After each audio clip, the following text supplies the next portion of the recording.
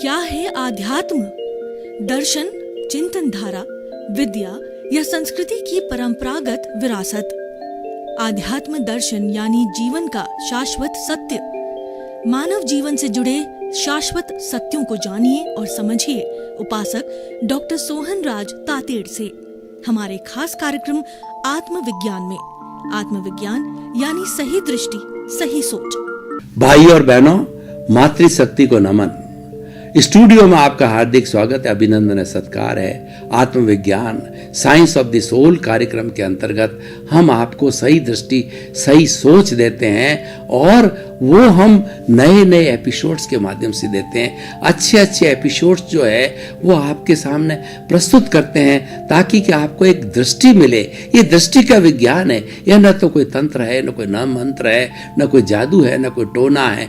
दृष्टि विज्ञान है। जैसी दृष्टि वैसी सृष्टि। आपकी सृष्टि जो दृष्टि उल्टी दिशा में जा रही है उसकी दिशा को बदल करके हम सही कर देते हैं। तो दशा बदल दीजिए, दिशा बदल दीजिए, दशा बदल जाएगी। नजर बदल दीजिए, नजरिया बदल जाएगा।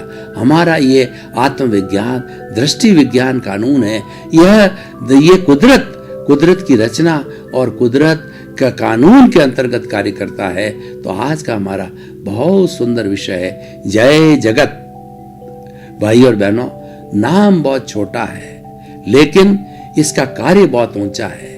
ये जय जगत जो है ये जो हमारे विनोबा भावे जो संत हुए हैं, महात्मा गांधी ने सबसे पहला सर्वोदयी विनोबा भावे को बनाया। विनोबा भावे एक जो है वो संत प्रकृति के व्यक्ति थे। सारा जीवन संतता से जिया और उन्होंने बड़े बड़े कार्य किए। उन्होंने भूदान यज्ञ चलाया। तो उस भूदान यज्ञ के अंदर जिन जिन के पास में जमीन ज्यादा थी उनसे निवेदन करके, उनके सामने झोली फैला करके, जो बेचारे जिनके पास में जमीन नहीं है, क्योंकि भारत हमारा देश है, कृषि प्रधान देश है, 80% जनता जो है वो गांव में निवास करती है। करीब जो है 60,000 गांव हमारे हिंदुस्तान में है और वहाँ की जनता खेती बाड़ी से प्राय काम करती है। तो जिसके पास ज़्यादा जमीन है, जो जमींदार लोग हैं, उनसे निवेदन करके और उन्होंने भूदान यज्ञ चलाया। जमीन का जो दान का और छोटे छोटे लोगों को वितरित किया, उनके जीवन का बहुत बड़ा काम था। वो बहुत बड़े जो है 18 जो है भाषाओं के ज्ञाता थे और गीता के मर्मज्ञ थे। गीता पे बड़े बड़े प्रवचन करते थे। तो उन्होंने एक सूत्र दिया जय जगत का। तो जय जगत का अर्थ होता है जो उस लोक के जीवों का कल्याण हो, समस्त जीवों का कल्याण हो। तो समस्त जीवों का कल्याण कैसे होगा, सब कल करने के लिए हमें एक जय जगत की पूरी परिभाषा आपको देते हैं कि लोक कल्याण, संपूर्ण विश्व के लोगों का कल्याण कैसे होगा। उसके लिए जो है सारे बड़ी ये पूरी प्लानिंग ये है कि व्यक्ति को लोक का कल्याण करने के लिए सबसे पहले लोक में जितने भी जीव है उन जीवों के अस्तित्व को स्वीकार करना पड़ेगा। अगर मैं आपके अस्तित्व को स्वीकार नहीं करता हूं, इसका मतलब मैं मेरे अस्तित्व को नकार रहा हूं। क्योंकि ये पूरी सृष्टि है वो सापेक्ष है, वो रिलेटिव है और सापेक्षता से ही चलती है। और इस पूरी सृष्टि ब्रह्मांड, ये पूरी नेचर माँ, इस लोक के अंदर 84 लाख जीवा योनिया उत्पत्ति स्थान मात्र हैं, लेकिन जीवों की संख्या तो अनंत है, इन्फिनिटी है। तो इसीलिए हम ये 84 लाख जीवा योनि के प्राणियों के अस्तित्व को स्वीकार करें। और जय जगत कब होगा कि हमारे में भावना होगी कि हम इसको आत्मतुलावत समझें और प्राणी मात्र को कष्ट दें न दें। हमारे भीतर ये भावना होनी चाहिए, ये मेरे भीतर विराजमान शुद्ध आत्मा भगवान जो है, आप मुझे ऐसी शक्ति दो, जागृति दो कि मैं लोक कल्याण कर सकूं, जय जगत कर सकूं। यानी जगत के किसी भी जीव को मेरे द्वारा मन से, वचन से, काया से, करने से, करवाने से, अनुमोदने से प्राणी मात्र को कष्ट न हो, जो सब जब जय जगत की भावना होगी, यानी व्यक्ति को अहंकार शून्य होना पड़ेगा। ये सबसे बड़ा जो अहंकार क्या है, मैं और मेरा का अहंकार है, कर्ता भाव का अहंकार है, ये मालिकीपन का अहंकार होता है। जब व्यक्ति मालिकीपन छोड़ देता है और जब व्यक्ति अकर्ता हो जाता है तो ये ईगो समाप्त हो जाता है, अहंकार समाप्त हो जाता है और वो सही जगत में जय जगत की जो है वो कल्पना कर सकता है और साकार कर सकता है और जय जगत की सेवा कर सकता है। क्योंकि कहा गया है कि अपना सुधार संसार की सबसे बड़ी सेवा है।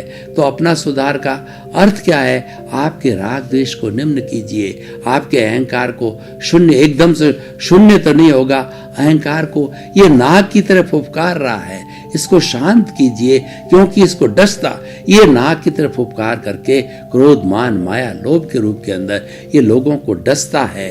और वो डसता कैसे है कि आप में घमंड करने लग जाते हो, मैं और मेरा परिवार, मैं धनपति कुबेरपति और मैं पैसे वाला, मैं जो है वो ज्ञानी पुरुष और मैं बड़ा नेता, बड़ा मिनिस्टर और मैं जो है बहुत बड़ा व्यक्ति, इस तरीके की मैं और मेरा की भावना से व्यक्ति जो है अहंकारी बन जाता है। और अहंकारी व्यक्ति दूसरों का शोषण करता है, दूसरों की हिंसा करता है, दूसरे छोटे मोटे प्राणियों को मारता है, अति संग्रह करता है, वह जो है अधिकतर जो है पृथ्वी का दोहन करता है, जल का दोहन करता है, वायु का दोहन करता है, फैक्ट्रियों के माध्यम से के द्वारा और गहरे खड्डे खोद करके और भीतर से पृथ्वी को जो है वो दोहन करके और वो अतिरिक्त संग्रह करके अपनी नीड से वो ग्रीड में जब आ जाता है तो संग्रह, ग्रीड में आते व्यक्ति संग्रह की प्रवृत्ति में चला जाता है, नीड में रहता है जब तक वो अकर्ता भाव होता है, क्योंकि वो तो उसको पूरी करनी पड़ेगी। जिस बाल बच्चों को जन्म दिया है माता पिता ने तो उनको भरण पोषण करने का दायित्व है। हमारी नेचर माँ, सृष्टि माँ भी यही कहती है कि 84 लाख जीवायोनि के उत्पत्ति के लोगों को जो प्राणी मात्र को मैं उत्पत्ति करती हूँ, पृथ्वी जल अग्नि वायु और आकाश 5 भूतों से उत्पत्ति करती हूँ, पोषित करती हूँ और अंत में जब उनका मरण हो जाता है तो 5 भूत पृथ्वी में, जल जल में, अग्नि अग्नि में, वायु वायु आकाश के अंदर वो मिल जाते हैं और पृथ्वी की ऊर्जा हमेशा एक समान रहती है, हर युग के अंदर हर काल में एक समान रहती है। ऐसी माँ कहती है कि मेरे पास सबका भरण पोषण करने की पूरी व्यवस्था है। और ऐसा मारवाड़ी में कहा भी कहा है, जिसने चोंच दी है वो चुग्गा देगा, यानी जिसने जन्म दिया है वो हमारे भोजन की व्यवस्था करे। माँ कहती है कि मेरी व्यवस्था पृथ्वी, वो मेरी व्यवस्था रोटी कपड़ा मकान शिक्षा चिकित्सा, ये जो नीड है व्यक्ति की, उसके परिवार की पूरा भरण पोषण करने की स्वतंत्रता है और मेरे पास व्यवस्था है। लेकिन मनुष्य ऐसा लोभी प्राणी है। मनुष्य के लिए कहा जाता है कि सृष्टि माँ का, इस लोक का संपूर्ण प्रॉपर्टी, संपूर्ण धन एक व्यक्ति को दिया जाए फिर भी वो नहीं धापता है, इतनी उसकी तृष्णा है। तृष्णा के लिए कहा गया है, विषय नर की लालसा और पाम रोज की खाज, लोभी की धन लालसा और तीनों बेअंदाज। तीनों देखिए विषय होता है, वो विषय करता जाता है। और विषय नर की लालसा, पाम रोग की खाज, जब हमें खुजली हो जाती है पाम रोग के अंदर, हम खुजलाते रहते हैं, खून निकलता रहता है फिर भी हम खुजला रहते हैं। और लोभी का भी यही है, ज्यों ज्यों जहां लहा तहां लोभा, जहां पर लाभ होता है वहां लोभ खड़ा होता है। और जो व्यक्ति लोभी होता है वह व्यक्ति वो धन संग्रह करता ही जाता है, उसी में उसकी दिलचस्पी रहती है, उसी में खोया रहता है और इतना धन इकट्ठा करता है कि वह कोई भी दान पुण्य भी नहीं करता है और इकट्ठा करता रहता है। तो इस तरीके से जो है हम बात कर रहे थे, आज हमारा जो सूत्र जय जगत का है।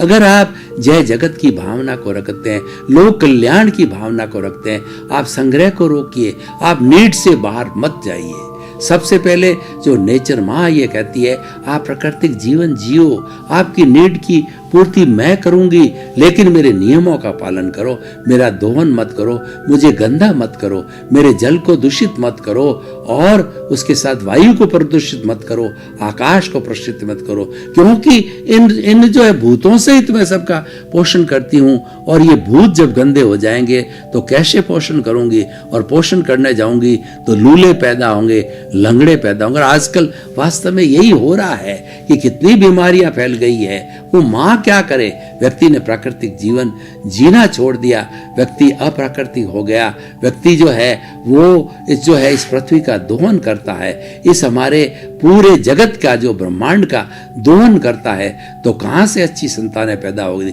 और उसकी सोच बहुत नकारात्मक है। जब हमारी नकारात्मक सोच होती है तो उसके परमाणु इसी जगत में फैलते हैं, और दूसरा जब सोच करता है उसको नकारात्मक के परमाणु मिलते हैं। आज से मैं 40-50 साल पहले युग के अंदर आपको ले जाना चाहता हूँ। ये सब बातें क्यों कह रहा हूँ कि मुझे जय जगत करना है, लोक कल्याण करना है। लोक कल्याण करने के लिए सकारात्मक भावना चाहिए, नीड की भावना चाहिए, अकर्तापन की भावना चाहिए, और मालिकीपन हटाना पड़ेगा। हमको जो है कुदरती रचना और कुदरत के कानून के तहत चलना पड़ेगा, उसमें विश्वास करना पड़ेगा। वो अपना काम कर रहे हैं, ऑटोमेटिकली काम हो रहा। हमारा विश्वास होना चाहिए, क्योंकि विश्वास ही फल लाता है।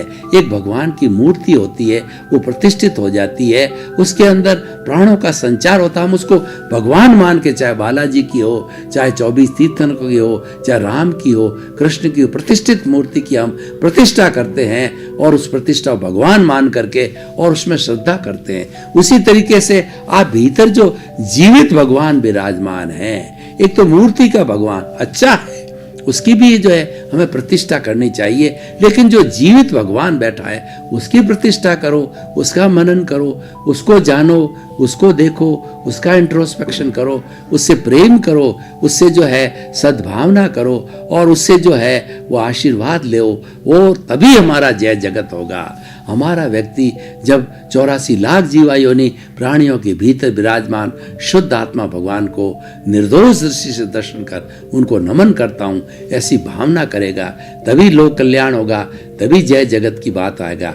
क्योंकि सबसे छोटी इकाई ये मनुष्य है। मनुष्य को सुधारना, एक व्यक्ति सुधरेगा तो उससे 11 सुधरेंगे, 21 सुधरेंगे, उसे लाखों सुधरेंगे, करोड़ों सुधरेंगे। नकारात्मक सोच कैसे काम करती है, मैं आपको एक उदाहरण के द्वारा, उदाहरण, मुहावरे, कहानियां, इडियम्स के द्वारा हम गागर से सागर भरते हैं और ये सार गर्भित हो जाती है। मैं आपको एक उदाहरण देना चाहता हूँ। एक राजा ने एक बड़ा सुंदर तालाब था उस नगरी के अंदर, और वो तालाब को एकदम स्वच्छ कराया गया, और स्वच्छ करा के राजा ने जो है पूरी प्रजा को के सामने ये पुकार की, ये संदेश भेजा कि हमें जो है वो शिव भगवान का जो है अभिषेक करना, शिवलिंग का, तो इस तालाब को पूरा भरना है।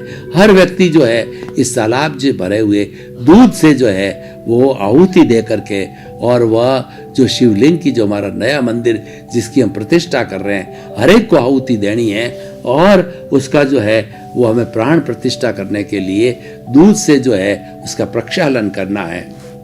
अब देखिए कि पूनम की रात्रि थी, और खूब श्वेत धवल जो है वो रात्रि के समय जो है वो आकाश, वो एकदम आकाश शांत था, और वह लोग जो है वो चले उसको भरने के लिए। जो प्रथम व्यक्ति था, जो मुख्य नागरिक था, जो वो धन्ना सेठ था, तो वह क्या है, उसके मन में भावना आई।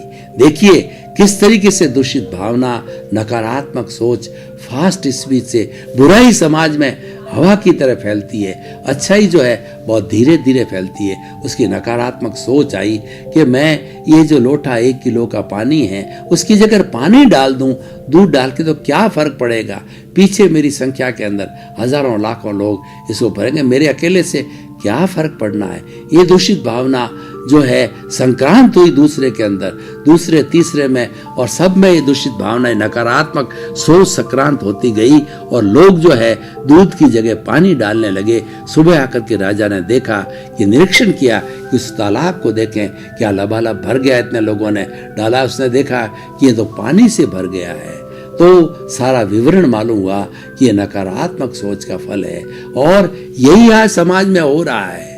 ये नकारात्मक सोच समाज में ऐसी चल रही है। मैं आपको फिर एक उदाहरण देना चाहता हूँ कि आज से मैं ये सारी बातें क्यों कर रहा हूँ, कि जगत कल्याण करने के लिए हमें दूसरे के अस्तित्व को स्वीकारना होगा, दूसरे को दुख नहीं देना होगा और हमें परोपकार की भावना करनी पड़ेगी। मनुष्य व्यक्तियों के समूह को समाज कहा जाता है, पशुओं का भी समाज होता है, उसको समझ कहते हैं, और पक्षियों का भी समाज होता है, क्योंकि मनुष्य जो है या पशु पक्षी है एक सामाजिक प्राणी है। बिना समाज के उनकी सुरक्षा नहीं होती है। पशु पक्षियों को कोई भी जो है वो शिकारी आके मार सकता है, लेकिन वो ग्रुप में होते हैं तो सबकी रक्षा हो जाती है। मनुष्य भी जो है समाज में जीता है, क्योंकि उसको रोटी कपड़ा मकान शिक्षा चिकित्सा उसको पहचान उसको प्रतिष्ठा समाज देता है, इसीलिए वो सामाजिक प्राणी है।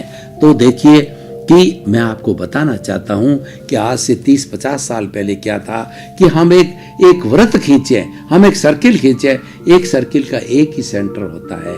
तो हमारा समाज को हम एक सर्किल रूप में माने तो हमारे उस समाज के सेंटर के अंदर जो है गुणी व्यक्ति रहते थे और संत पुरुष रहते थे। उनके गुणों की जो है हम उपासना करते थे, वो हमें अच्छी शिक्षा देते थे, चरित्रवान होते थे, और परिधि के ऊपर हमारा धन दौलत और जितना हमारा पद प्रतिष्ठा है यानी गुण और ज्ञानी को स्थान था। और ये हमारा जो साधन है, जो धन है वो साधन था, और ये लोग साध्य गिने जाते थे।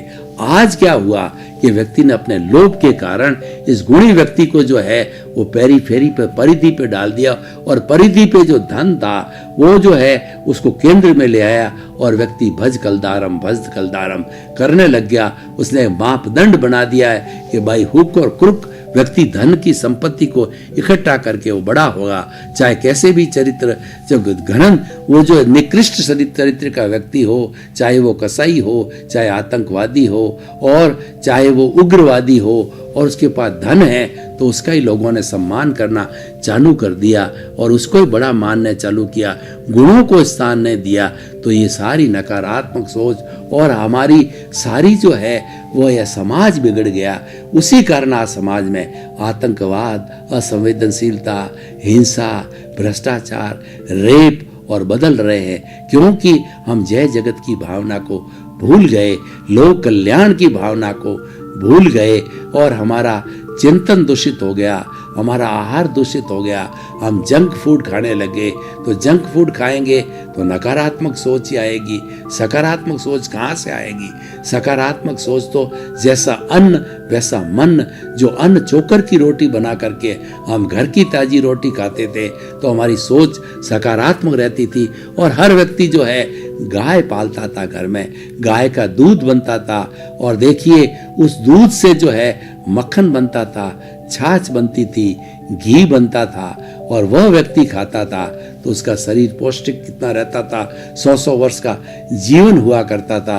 व्यक्ति सम और श्रम के विश्वास करता। सम का मतलब समभाव में रहता था, अपने ईगो को डाउन करता था। श्रम का मतलब वो अपनी बुरी वृत्तियों का शमन करता था, और श्रम का मतलब हर व्यक्ति परिश्रम करता था, और वह परिश्रम को बिना परिश्रम किए कोई भी व्यक्ति जो भोजन करता वो आराम की कमाई समझता था। तो हमारे मापदंड बदल गए, हमारे चिंतन बदल गए। तो आज जय जगत करा रहा है। आज जगत की भावना, लोक कल्याण की भावना, परोपकार की भावना धीरे धीरे समाप्त हो रही है। इसी कारण से हमारा समाज खंडित हो गया है। इसी कारण से आज उस भय के कारण विश्व के सभी देशों ने जो जखीरा इकट्ठा करना चालू किया, और वो सारा वेस्टेज ऑफ द मनी हो रहा है।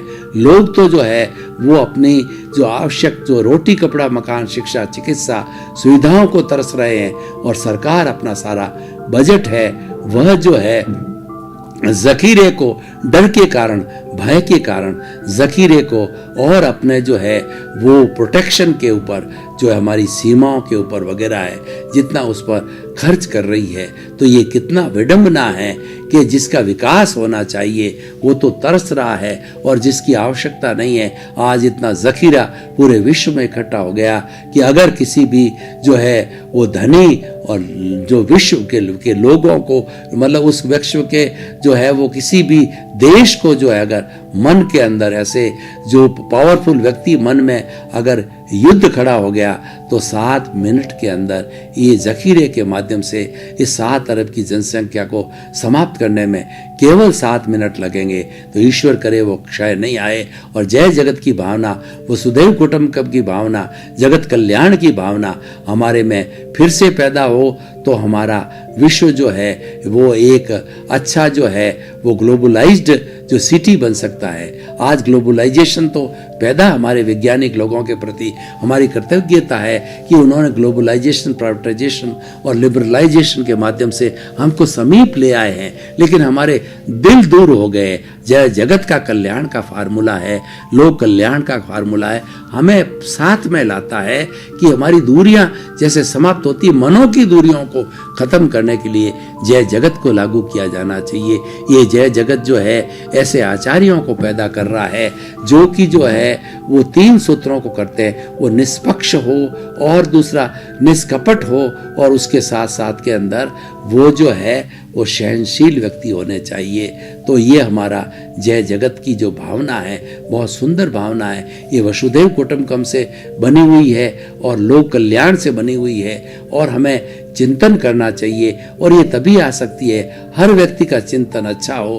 वो जो है अपना स्वार्थ का चिंतन कि मैंने पिया, मेरे बैल ने पिया, हुआ डहे तो डहे, स्वार्थ की जो है चेतना से ऊपर उठ करके परार्थ की चेतना में आए, live and let others live की चेतना है, ये जय जगत की चेतना है। इस चेतना को प्राप्त करने से हम अपने पड़ोसी की चिंता करेंगे कि मेरा पड़ोसी भाई भूखा नहीं रहे, हम किसी के साथ अन्याय नहीं करेंगे, किसी के साथ शोषण नहीं करेंगे और नीड से बाहर पैर नहीं रखेंगे।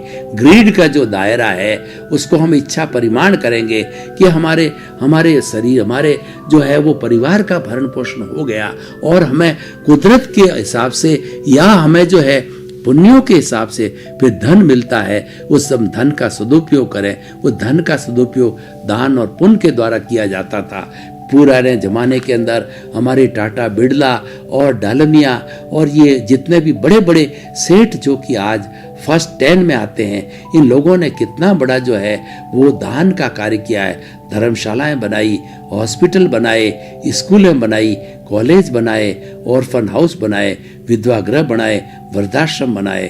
तो ये सारा लोक कल्याण की भावना से जुड़ा हुआ था।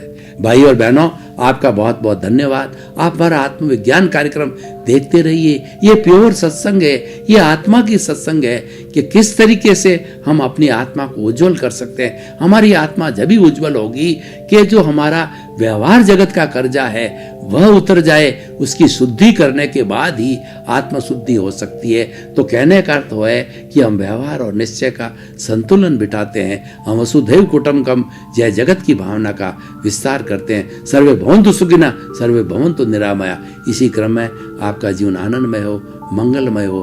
आपके प्रति बहुत बहुत शुभ। आत्मविज्ञान में आत्मविज्ञान यानी सही दृष्टि, सही सोच।